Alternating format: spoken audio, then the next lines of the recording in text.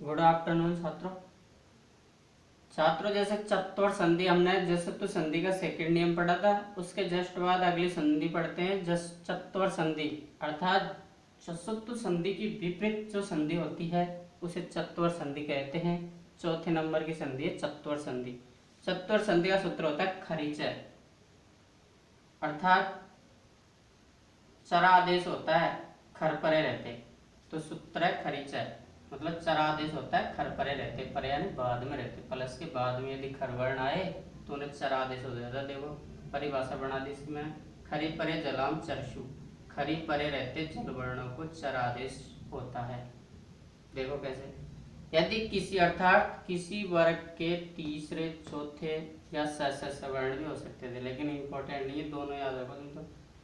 अर्थात किसी वर्ग के तीसरे चौथे वर्ण के बाद खर वर्ण आए, खर वर्ण बोले तो किसी भी वर्ग का पहला और दूसरा वर्ण आए तो पूर्व वर्ण के स्थान पर, पूर्व वर्ण बोले तो प्लस से पहले वाला जो वर्ण होगा ना, प्लस से पहले वाला क्या है द, या क्या है द, या क्या है द, या क्या है भ, तो पूर्व वर्ण के स्थान पर, पूर्व वर्ण के स्थान पर उसी वर्ग का पहला वर्ण हो जाता है।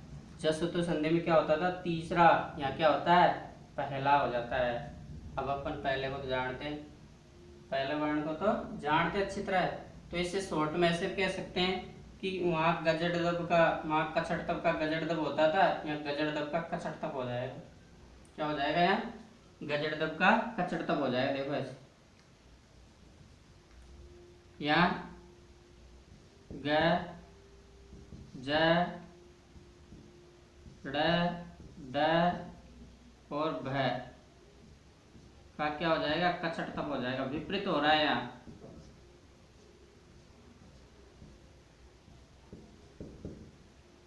कचड़ तप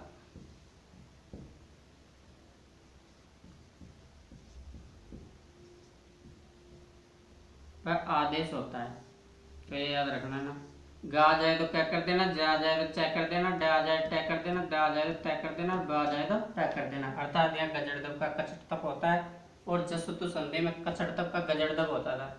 तो ये विपरीत है उसके, कि मान लो पहले से यदि गजड़दब आ रहा है तो क्या करे, ये बतलाना चाह रहा है चत्वर संधि में। और जसतु संधि में क्या था कि मान लो कचड़ तप आ जाए तो क्या करे, तो वहाँ गजड़दब करते थे, उसी वर्ग का तीसरा करते थे या उसी वर्ग का पहला करेंगे। देखो वापस सुन लो परिभाषा, अर्थात किसी वर्ग के तीसरे चौथे वर्ण के बाद खर वर्ण आए, खर वर्ण बोले तो किसी भी लाइन का पहला दूसरा वर्ण आए तो पूर्व वर्ण के स्थान पर उसी वर्ग का पहला वर्ण हो जाता है, अर्थात उसी लाइन का पहला वर्ण कर देंगे। किसके स्थान पर, जो प्लस से पहले वाला जो वर्ण होगा ना वर्ण, उसको हटा करके उसी की लाइन का पहला वर्ण बना देंगे।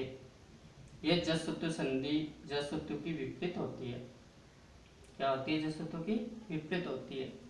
जैसे उदाहरण के तौर पर समझ लेते हैं, हमारा डस्टर कहाँ गया, ये रहा।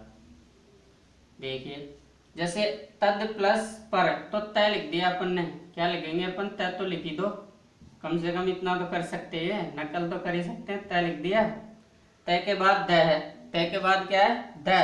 अब द कौन सा अक्षर है, देखिए तीसरे चौथे में से एक है, क्या तीसरा है, तो इसी को पकड़ के क्या करेंगे पहला वर्ण बनाएंगे, तो तय को पकड़ के इसी वर्ग का, मतलब उसी वर्ग का पहला वर्ण हो जाता है। तो उसी वर्ग का, इसी वर्ग का ले आओ, इस वर्ग का पहला क्या होता है, कौन सी लाइन का है द, तय की लाइन का, तो तय आ जाएगा, आधा है तो आधा ही आएगा। तत्पर क्या बन जाएगा, तत्पर, अर्थात तीसरे वर्ण को पकड़ के पहला वर्ण ले आए बस। देख लो यहाँ भी देख लो द का क्या हो रहा है पहला तक। और देख लो भय, भय कौन सी लाइन में आता है, ककुब, क्या हो जाएगा क कु भय, चौथा है तो पहला ले आओ, इसका क्या होता है पहला भय, पहला क्या होता है प, ककुपति, ककुपति अर्थात डबल प हो जाएंगे, क्योंकि ब का पहला होता है प, मैंने जसतु संधि के अनुसार तीसरा कर दिया, ककुपति। दिक् प्लस पति को देखिए, दी लिख दिया, ग तीसरा है तो इसी के स्थान पर पहला अक्षर ले आओ क, जो भी आधा दिक्पति, दिशाओं का स्वामी। अर्थ क्या हो जाएगा? दिशाओं का स्वामी। इसको यहाँ वर्ण बना देता हूं मैं, दिख तो रहा नहीं यहाँ, तो देखिए उत्पन्न, उ लिख दिया, द का पहला हो जाएगा त, और पन, उत्पन्न, क्या बन गया? उत्पन्न। दिक्पाल का देखो, दी लिख दिया, ग तीसरा है तो ग का पहला क्या हो रहा है? देखो क्या, दिक्पाल। इसके बाद उ लिख दिया, त तीसरा है तो पहला क्या होगा? इसी लाइन का पहला त, उत्तीर्ण, क्या बन जाएगा? उत्तीर्ण, डबल त हो जाएंगे यहाँ, उत्तीर्ण। फिर सत, द का पहला हो जाएगा त, सत्कार्यम, अच्छा कार्य। इसका अर्थ क्या होता है? अच्छा कार्य, सद्कार्य। सत्पुत्र, अच्छा पुत्र। यह है प्रिय छात्र उदाहरण।